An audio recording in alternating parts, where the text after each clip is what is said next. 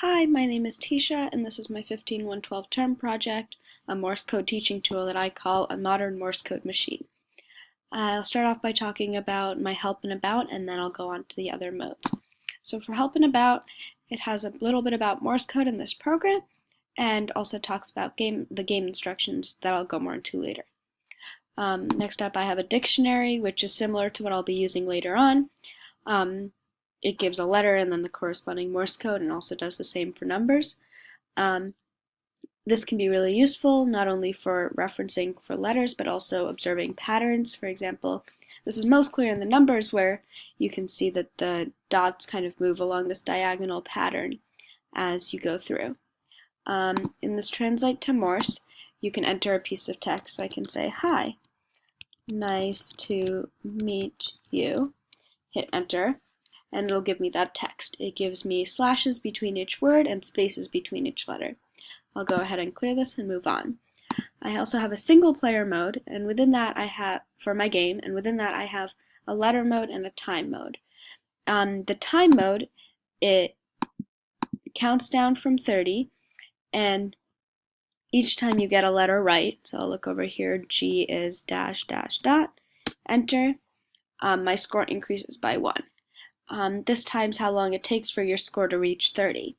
My letter mode counts up from 0, and the score starts at 0. And it sees, in this case, how long it takes for you to get a score of 2. Say you don't know what a letter is, you can always go and click on this help box, and it'll tell you what it is. I guess I'll go ahead and demo this for you.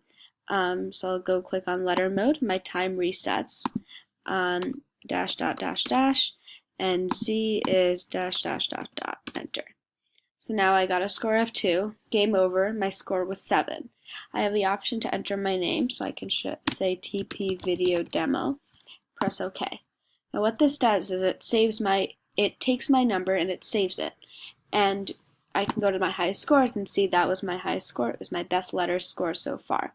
I can even close the window and restart and go into single player, and it will still show me the same thing. My multiplayer mode is a little different. It's for 2 players. It starts with player 1, and it sees how long it takes, in this case, a player to get to a score of 2. So each time a player gets something wrong, it becomes the other player's turn. So I guess I'll go ahead and demo this as well. So it's now player 1's turn, and the scores are tied at 0. Dash dash dot dash, hit enter, you can see my score increases by 1. Now, say I get this wrong, I just put dot dot dot dot, right? So now my score doesn't increase, but the current player switches to player 2. So now I can go here and I'll do, conveniently, it is H, so that goes to H, and my player 2 score increases by 1. Now I do V, and I get it right again, so the game over and the winner is player 2. Lastly, I have a reader function that you can use any key as a button and push the dots and dashes yourself.